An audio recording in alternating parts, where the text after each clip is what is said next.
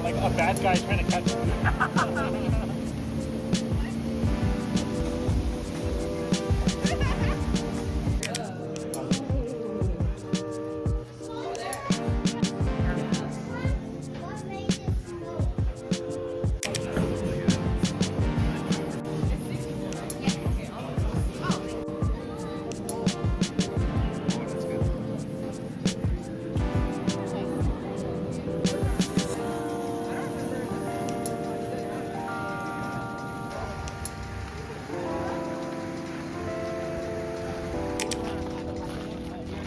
I like the other.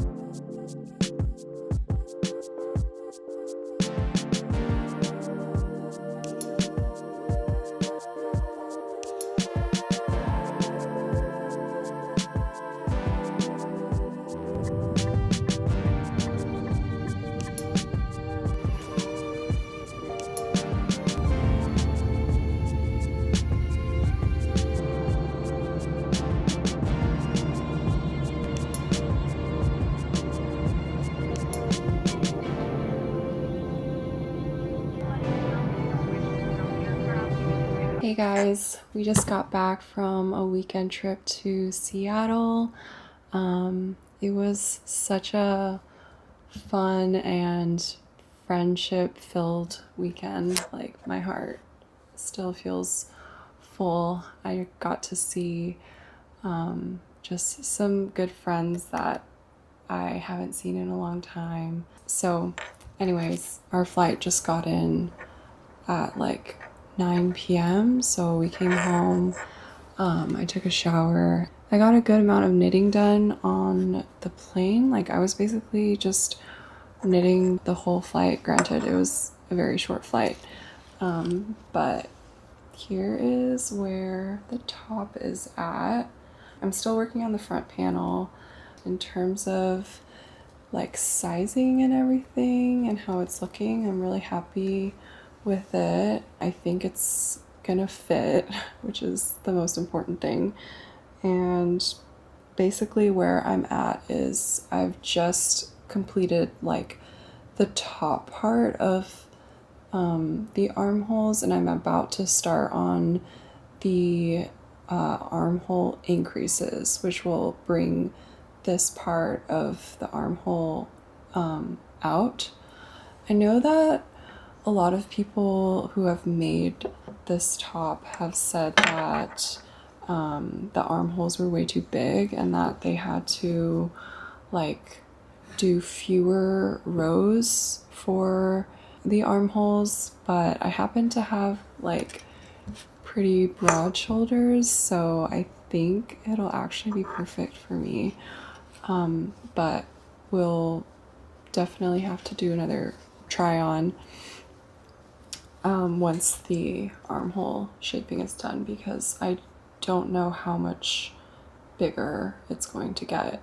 So yeah, I'm just gonna get cozy and try to get a few more rows done before bed tonight.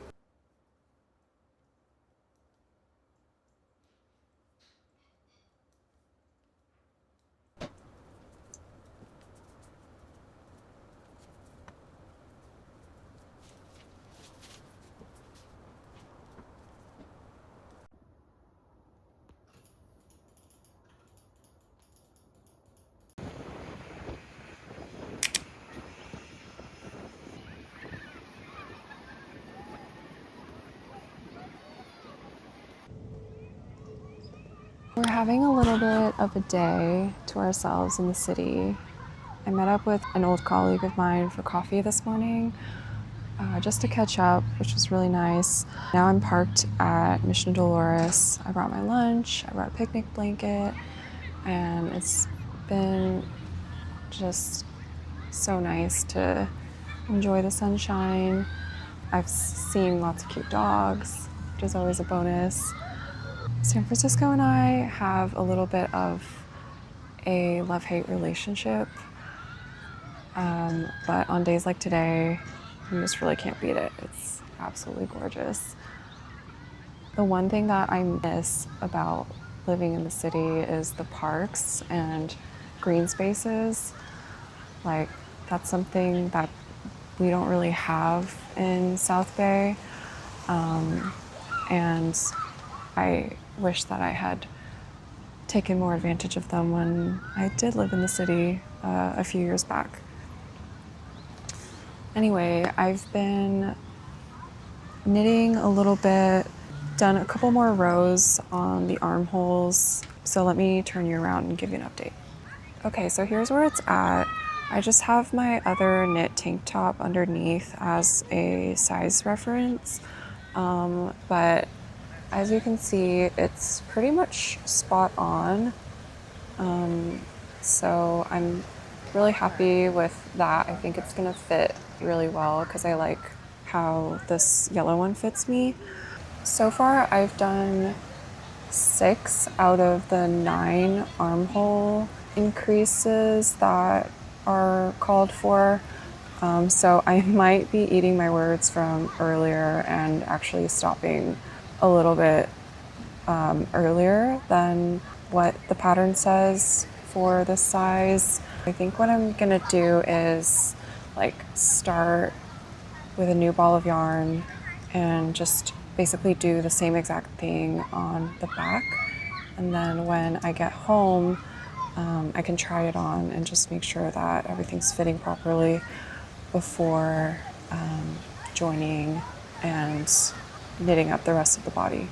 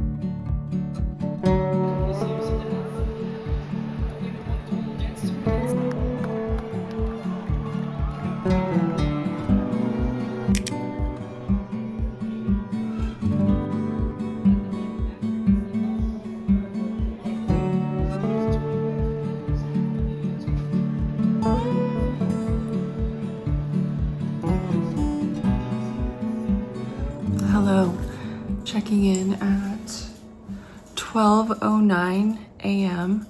with a little try on.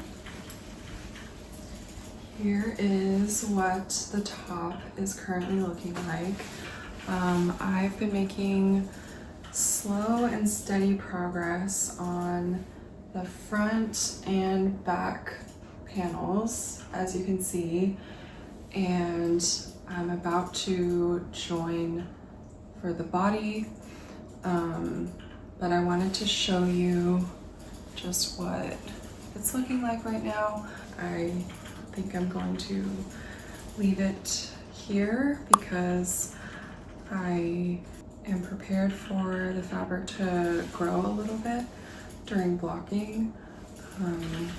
So like, if you can picture what it'll look like, it should kind of be like that. That should be comfortable for me.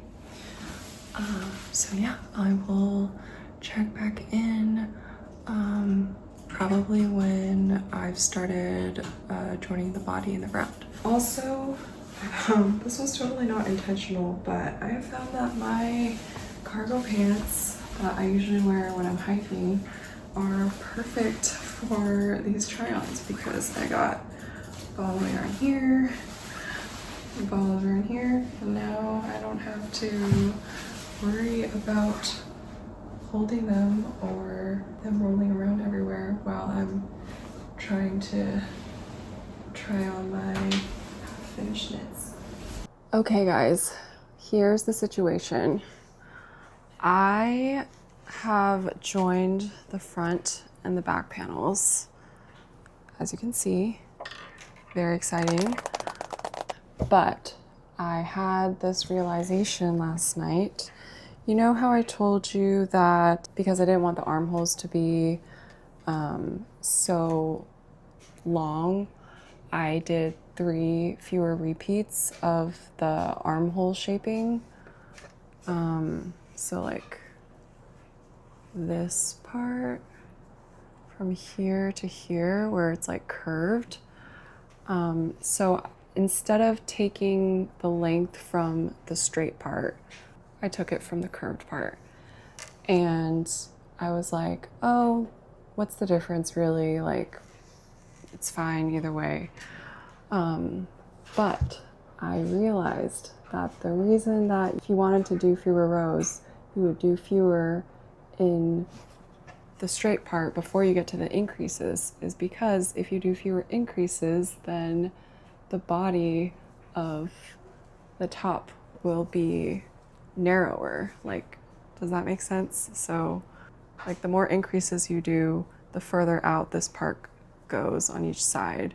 So I was like, oh no, am I gonna have to like frog back to before the increases, like to the straight part, and basically redo all of that on both sides. I was going back and forth, and like honestly, this is the hardest part of knitting for me. Like, it's really not the mechanics of it, like each singular stitch, or even learning like more complicated techniques like German short rows or, you know, weird stitches, but it really is the decisions, like the design decisions that keep me up at night. Like, I was literally thinking about this as I was laying in bed last night. I decided that I would just go ahead with it and, you know, accept that every stitch that I knit is experience that I'm gaining. Frogging is also part of the process, and it's an expected part of learning to knit, especially as like someone who is at the very start of their knitting journey. So I'm just gonna go for it and see how it goes. Like, I think that will be more productive than trying to like go through reviews and like research online to decide that time would be better spent just getting hands-on and like learning in a tactile way, which is always the best way that I learn. Also, I wanted to show you guys the process of joining the front and the back because I know that that was something that was new for me and like may be helpful to others who are also knitting this top for the first time. So I tried to film it, but that was kind of a fail. And basically, I just like did not set up the camera in the right spot. So you'll just have to imagine that or maybe watch someone else's video. I don't know. I also think that like that join might be kind of messy, especially like right here. I'm kind of concerned about how loose this, will it focus? Okay. Like how loose this stitch is right here. It's so loose. And pulling this thread does not do anything. So there is a non-zero chance that I will be frogging back to some point before the join and redoing it. So if that happens, then you will get to see the join process. But for now, I'm just gonna keep on knitting in the rounds and I'll be back when I have another update. I think so. It's like even if they don't listen to Honey Jam, I feel like people would buy it, you know? Yeah. I agree. If you make the merch cute, just hire the right designer. And we know plenty of talented designers. Exactly. So keep an eye out for that.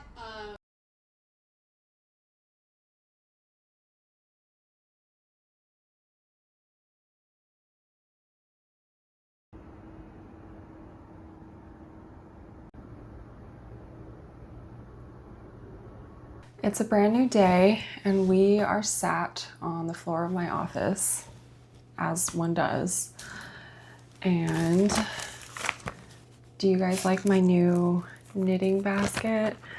I'm actually so pleased with this. I just thrifted this yesterday because up until now, all of my knitting and my notions have just been taking over the entire coffee table in our living room, and my husband has graciously not said anything about it, but it was really bothering me. So I thought it would be really cute to get a little wicker basket to hold all my knitting things, and it's actually perfect. Like, this is just so easy for me to carry around the house, or if I want to try something on, I can just carry the whole basket with me instead of having to like grab all the yarn.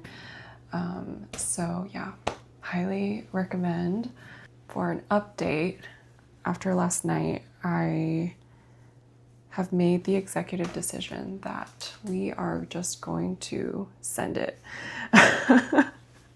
So I tried it on. I did probably like, I don't know, 4 or 5 rows after joining the front and back panels, and I tried it on just now and I'm actually really happy with how it's looking and fitting me. Like, I think the armholes are the perfect size. They're not too tight where they're like constricting my armpit. Like, I really hate it when my shirts do that. And they're also not so big that, you know, like people are getting a show. So I think I'm just gonna keep going. The loose stitches on, like, I guess the underarm don't bother me that much, especially because like they're under the arm, like they won't be that visible most of the time when I'm wearing it. And I'm also hoping that they'll block out to be a little bit more even. At least maybe that's just my Delulu thinking. Now we are just gonna be knitting in the round, And this is actually like my favorite type of knitting, when it's just super mindless and I don't have to look at the pattern or count my stitches. Like at this point, it's probably 90% stockinette and then just ribbing on the sides, which is super simple because it's just like a 1x1 rib basically. So we're just gonna do that until the tank is long enough to, I don't know, hit probably belly button or so. And then I think there's a little bit of ribbing after that.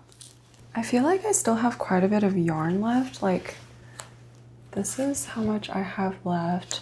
This is a full skein. This one I think is also a full skein, and then this one is one that's partially used because there were some parts of the pattern where you have to cut the yarn. So I am curious to see if I'll end up using all four, because I know that at the beginning of the project I was worried about running out of yarn, but I think I should have plenty, so I'm glad that I only got 4. And I am just now reaching a point where I'm going to have to join a new skein of yarn. And I was reading on Ravelry that someone was saying for this type of yarn, since you can't just felt it together like you would with, say, like a wool or an alpaca yarn, the best way to join it is to do it in the ribbing, because then like you can hide the end inside the ribbing. So I think that's what I'm going to do. I have this much left, and I doubt that I'm about to hit the ribbing on one side, so I think I'm gonna join it here. Okay, so here is what I did to join my new ball of yarn. I know it's a little hard to see, but I basically just held the 2 strands together, the old one and the new one, and knit 2 stitches with the yarns held together. So you can kind of see those here. These are like the doubles. And then after that, I let go of the old yarn tail and continued knitting with a new ball of yarn as my working yarn. Since we have now reached the mindless knitting portion of this project, I think this is the perfect time for me to share some of my thoughts and what I was hoping to get out of this project. So if you've seen my first video, that was the one where I vlogged a little bit of knitting the step-by-step sweater and talked about how that was like my first knitting project. And for that one, I feel like it's a little bit of a cheat code, because you get not only the pattern, which is very well written, but also like a very detailed video. Like I think the video is over an hour long, and that is just such a luxury to have in like any pattern, whether it's knitting, crochet, or sewing. And like I know that is not something that I should expect to always come with knitting patterns.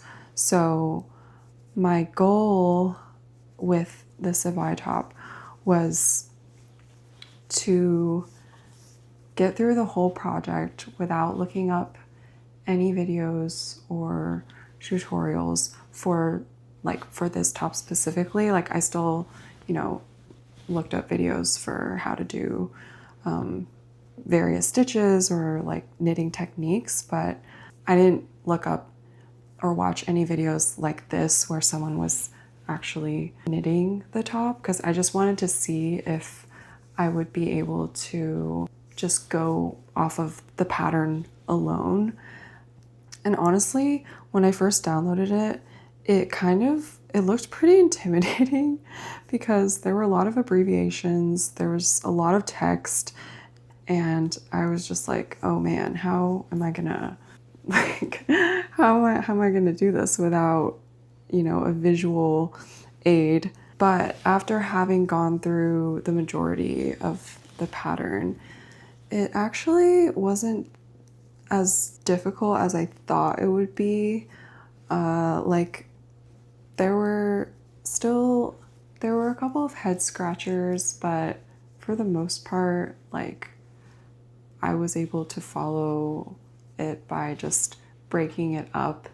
I would say the whole top is worked in 2 to 4 row increments where you just need to focus on those 2 to 4 rows and count how many times to repeat them, and then you can move on to the next section. So that made it feel a lot more manageable, and I was able to get to at least this point without having to look up any tutorials.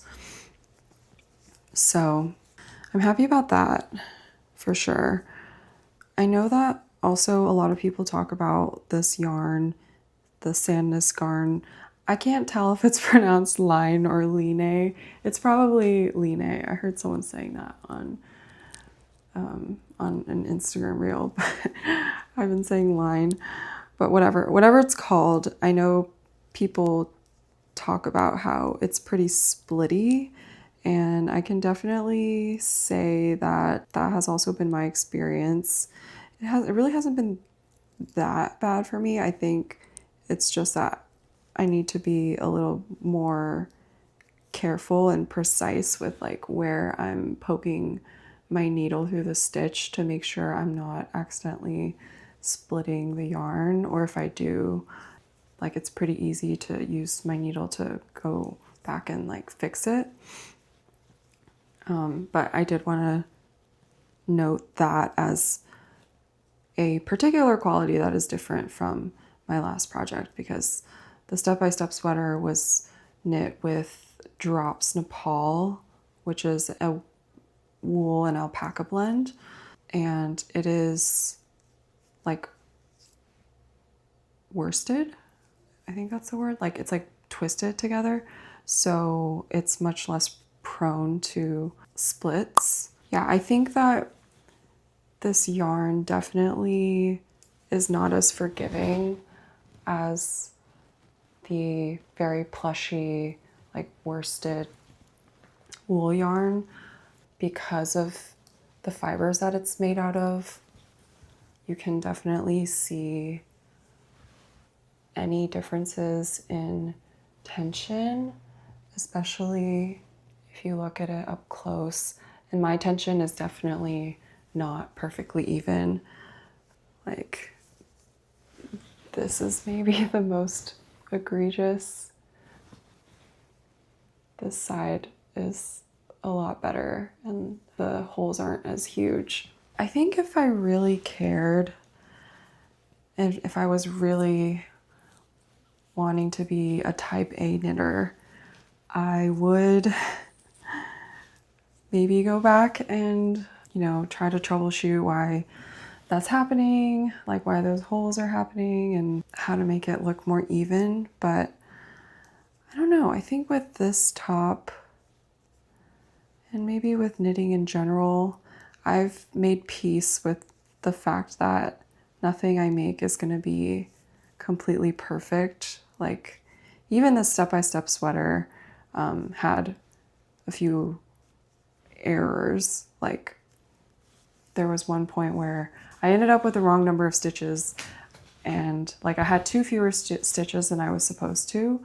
I don't know what happened to them. I don't know if I just missed, a couple increases somewhere when I was doing the raglan increases. But I was like, you know what? I'm not going to go back and undo all my work. I'm just going to add the 2 stitches in somewhere randomly. And yeah, of course I consulted ChatGPT. So yeah, I've been thinking a lot about the relationship between perfectionism and creativity. There's actually a quote that I read in Brene Brown's book. I'm reading Daring Greatly by Brene Brown right now. And so this got me thinking, maybe I can find it. Okay, so there's a section in the book where she talks about Nicholas Wilton, who is, I guess, the artist that does her illustrations. And it says, I absolutely love what he writes about perfectionism in art. It completely aligns with the research finding that perfectionism crushes creativity, which is why one of the most effective ways to start recovering from perfectionism is to start creating. Here's what Nix has to say, and then she includes a quote from him that basically talks about how there's kind of like these two categories that the world is organized into. One that is perfectible, like business, the legal system, engineering, like mathematics. But then in the other bucket, you have the categories of things that can't be perfected, and that's what we call art. And then he goes on to say, art, among all the other tidy categories, most closely resembles what it is like to be human, to be alive. It is our nature to be imperfect, to have uncategorized feelings and emotions, to make or do things that don't sometimes necessarily make sense. Art is all just perfectly imperfect. Once the word art enters the description of what you're up to, it is almost like getting a hall pass from perfection. It thankfully releases us from any expectation of perfection. So I think that's been my lived experience. I would call myself perhaps a recovering perfectionist, but doing things like this and just almost radically accepting the fact that, you know, perfection is not real, and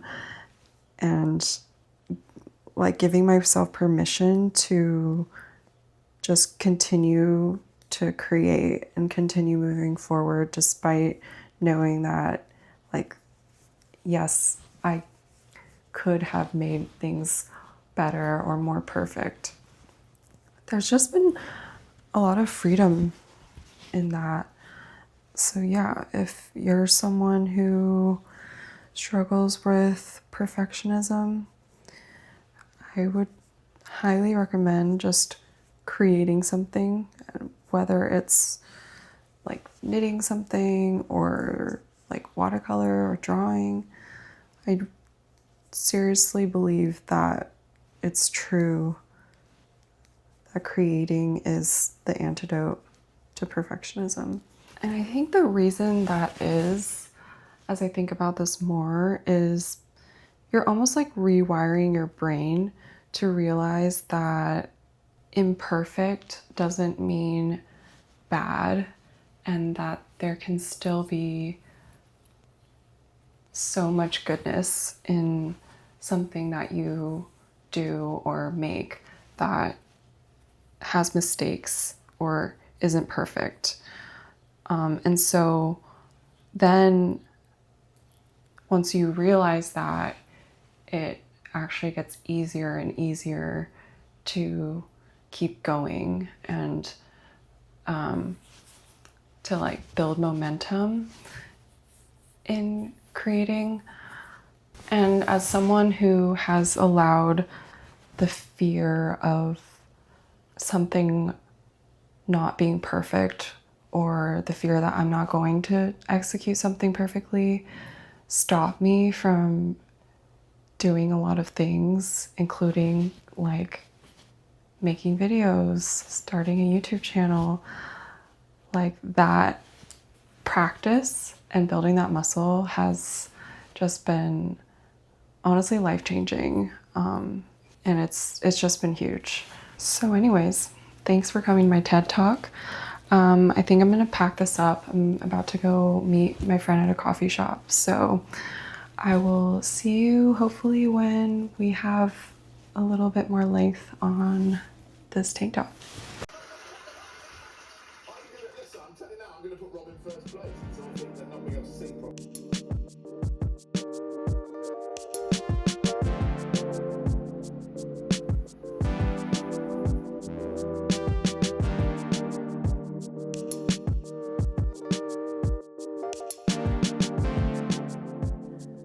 Alright, progress update, try on. I think that this is where I'm gonna start the ribbing, so it's like right at my belly button. Here's what it looks like from the side and the back. I'm gonna pack this with me to go to a coffee shop this afternoon, so let's go.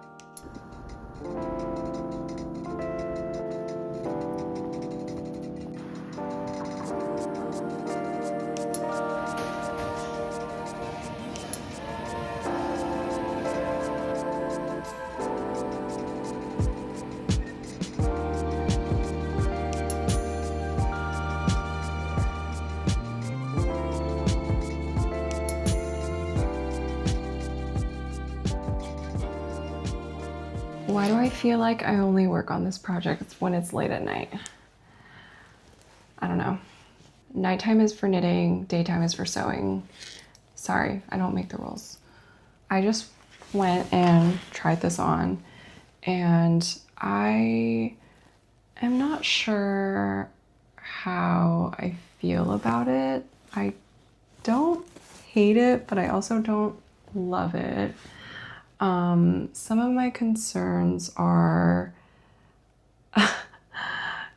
this is crazy, but the armholes are somehow really big now. I don't know if they got stretched out or what, but yeah, they're like really big. And I know that that's part of the look that the pattern designer intended. Like you can tell from the model photos. I just don't know if that is a look that I can get on board with / would be comfortable with.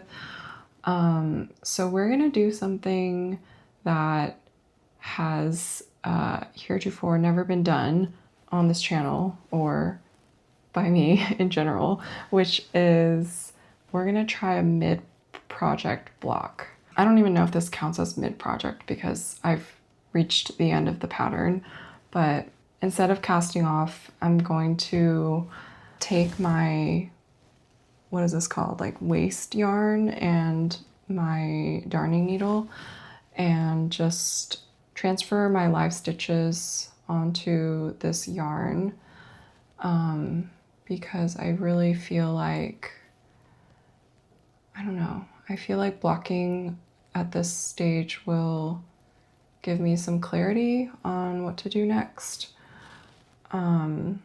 So I'm gonna go ahead and do that and see how everything is fitting after it's blocked.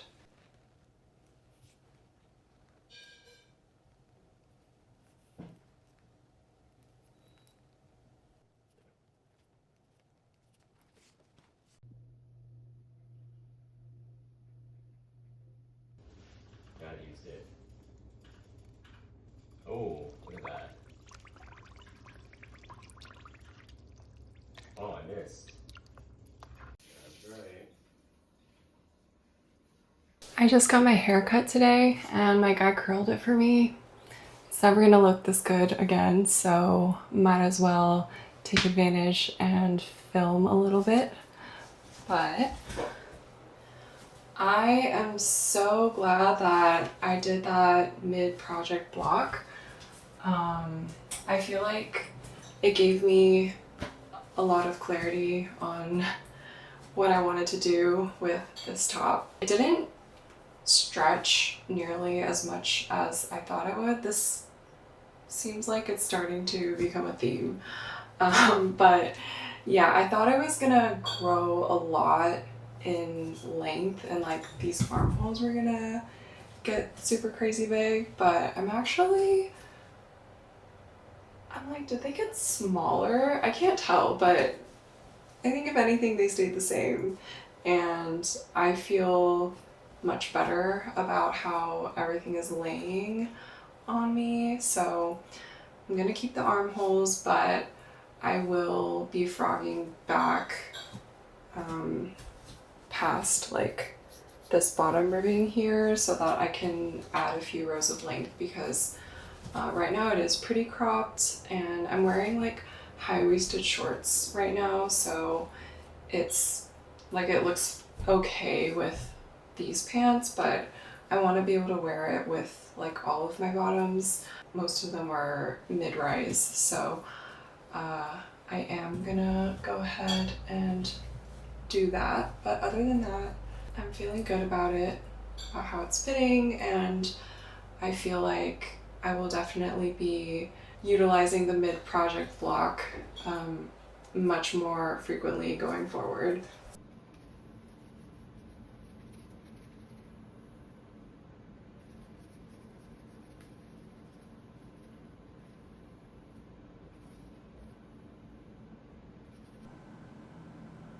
So this is my preferred method of picking up stitches if I ever need to frog. It's a little scary at first because, you know, you're like, oh no, if I pull the thread, all my stitches are gonna unravel, but actually they don't really, they kind of stay put as long as you're careful. And I find that this is much easier for me than trying to thread a needle in to like a row. Say if I wanted to frog back to like here or something, and I took my needle and I went and I tried to pick up like all the V's. That's what I would do in the past because I would be nervous about having all of these live stitches that are just, you know, hanging out, not attached to anything. But I found that with the other method, I would always run into the issue of losing the row that I was trying to frog back to. Like, I would always end up going one row off at some point instead of staying on the row that I'm trying to frog back to, if that makes sense. So I just do this now, and I find that I don't really have any issues. Since I know how to save dropped stitches with a crochet hook, I'm not too worried about, like, even if I do accidentally pull something and drop a few stitches, I can always just get them back pretty easily. No, licked, no, kicked, no, kissed, no, look. Don't look at my I wish I'd kissed him. If I had my chance again, just goes. Would you like to see someone with 3 breasts? Yeah. What about 4? Is that too many? Yeah, that's too much. 3's okay. 3 is okay.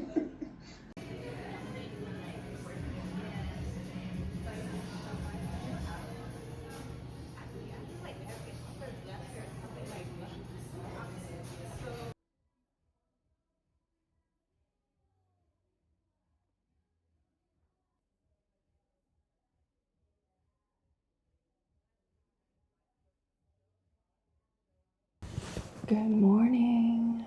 Last night I finished the top while watching the drama with Robert Pattinson and Zendaya. It was both mesmerizing and very stressful, mostly for my husband. Like that was his main takeaway from the movie, was that it was an extremely stressful and cringy watch, but he couldn't look away, and neither could I. I was knitting pretty much the entire time. So needless to say, got quite a bit done. I'm actually in the process of binding off this morning. Let me show you. Quick progress check. There it is. For the bind off, I am just doing a regular knitwise bind off, which is what the pattern calls for. I know that some people have said that it's not stretchy enough, so they've opted to do like an Icelandic bind off or a super stretchy bind off. I think that as long as I mind my tension and bind off super loosely, I think it'll be okay because there is quite a bit of ease.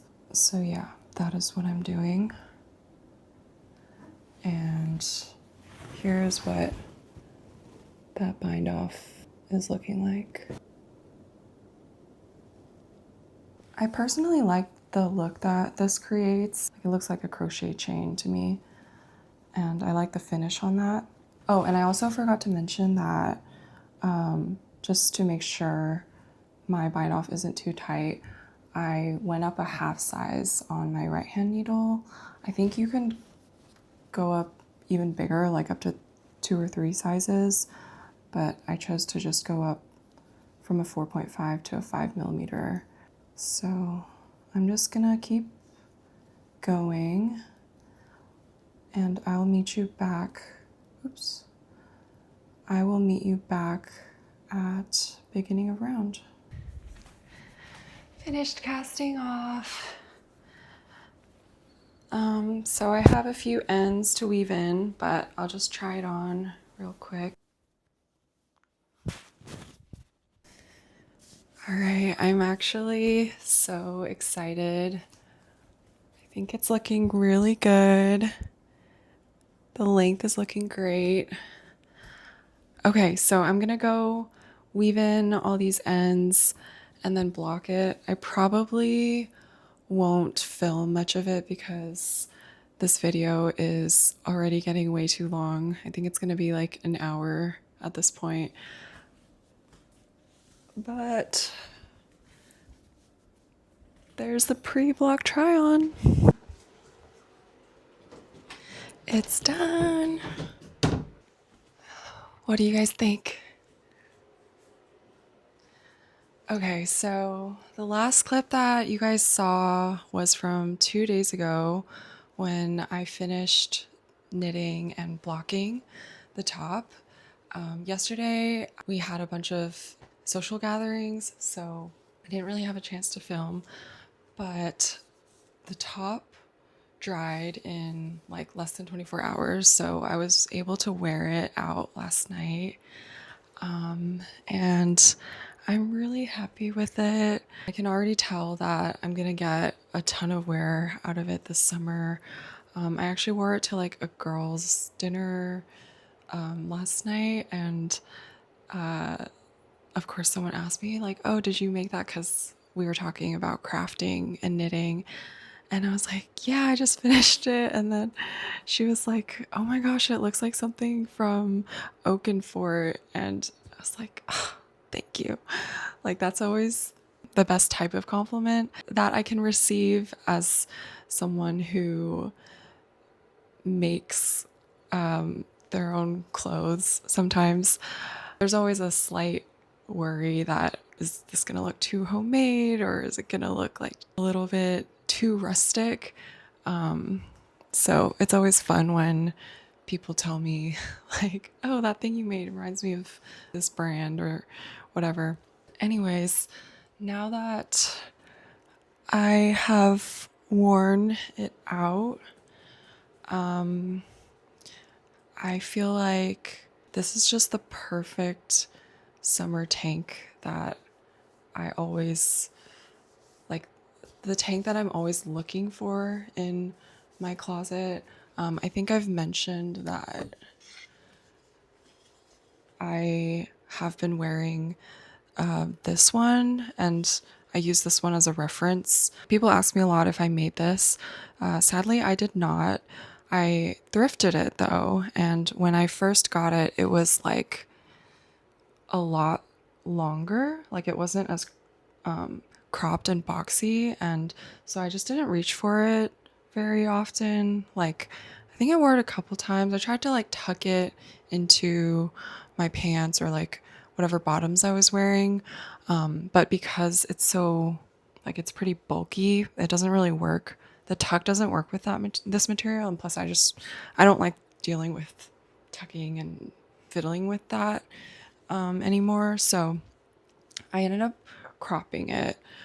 And the way that I did that was I basically did like a little bit of surgery on it. So I took out a section from the middle that was maybe 3 to 4 inches wide.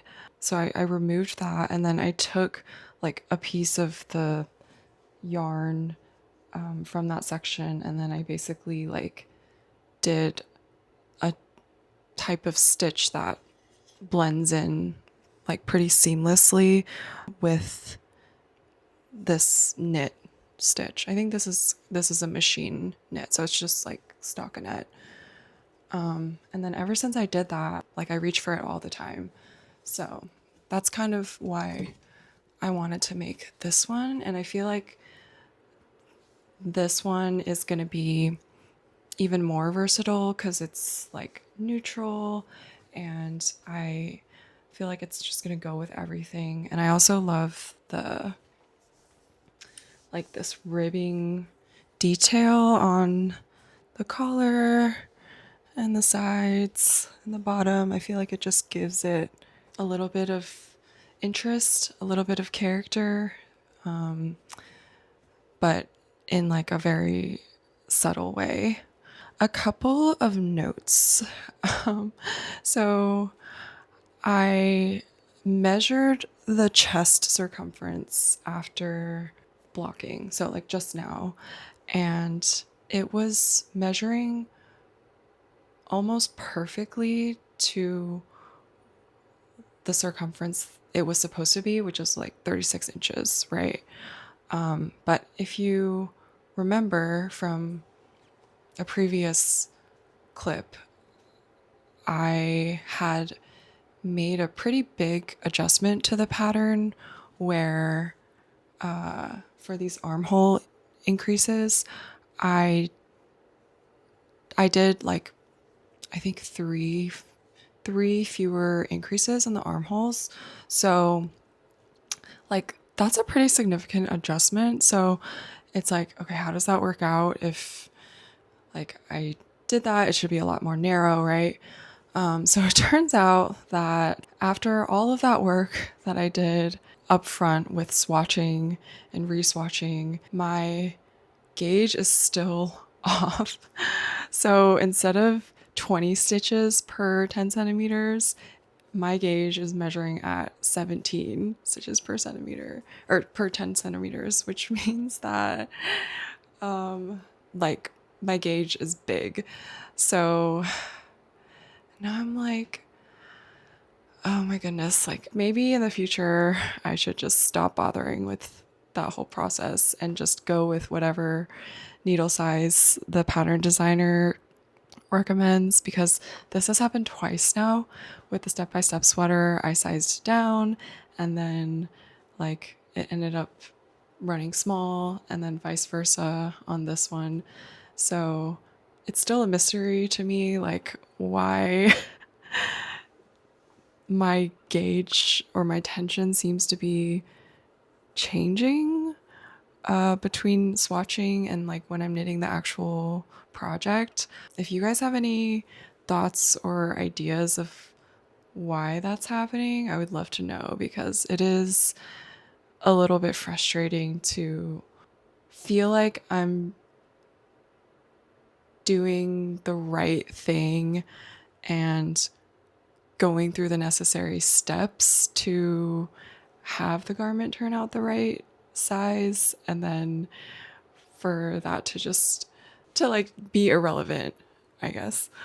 But anyway, that being said, I guess it's, I don't know, maybe it's a happy accident because I still really like how the top turned out. Like, I don't know what it would have looked like if I had knitted it with the correct gauge and the correct tension. Like, maybe it would be not as thin and airy, but I actually really like how flowy it is, because like this is supposed to be, even though it's knit, it's meant to be just a little summer tank that I can throw on when it's hot out and still feel put together. So yeah, I don't know. It didn't work out the way that I thought it would, but then it still did, so I guess I can't be that mad about it. I guess this is the end of this video. If you made it this far, you're a real one. Thank you for following along with this entire journey, and you know, the ups and downs. I am already itching for my next knit project, so if you have any ideas of like summer or fall projects that you think would be good, let me know. I feel like there is a gap in my life now that I don't have any works in progress that I can just pick up and do like my nighttime TV and knitting. So yeah, thank you guys for tuning in, and I will see you on the next one. Bye.